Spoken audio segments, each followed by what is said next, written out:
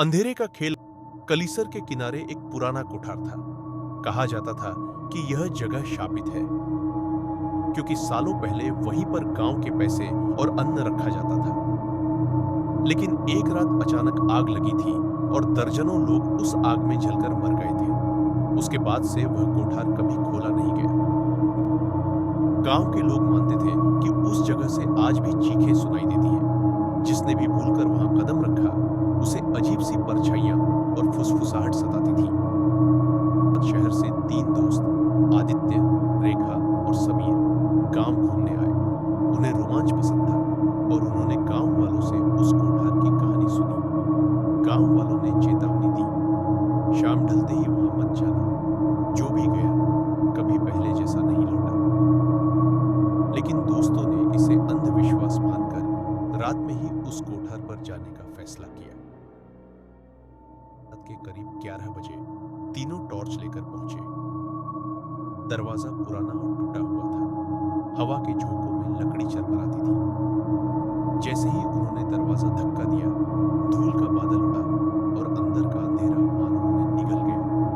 भीतर घुसते ही ठंडी हवा महसूस हुई। ऐसा लग रहा था मानो वहां कई लोग खड़े हों, लेकिन दिखाई कोई नहीं दे रहा था। समीर ने मजाक किया, कहीं भूत प्रेत हमारी जांच तो नहीं कर रहे।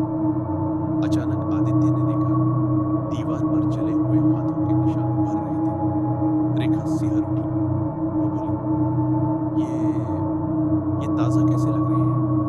फुसफुसाहट और परछाइयां भीतर से हल्के हल्के स्वर आने लगे, जैसे बच्चे रो रहे हो। टॉर्च की रोशनी डालते ही उन्हें टूटी हुई बोरियां, जली हुई लकड़ियां और राख में दबे पुराने खिलौने दिखे। रेखा ने टॉर्च एक कोने में डाली तो दीवार पर पेड़ की लहराती परछाई दिखी, लेकिन भीतर कोई पेड़ नहीं था।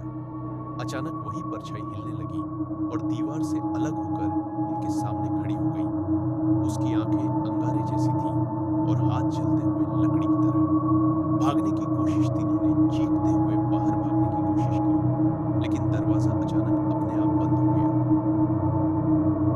बाहर से तेज थपथपाने की आवाज आई, जैसे कोई दरवाजा पीट रहा हो। आदित्य ने दरवाजा खोलने की कोशिश की, तभी पीठ पर जलने जैसी गर्माहट महसूस हुई। उसने पीछे देखा, वही परछाई उसके ठीक पीछे थी।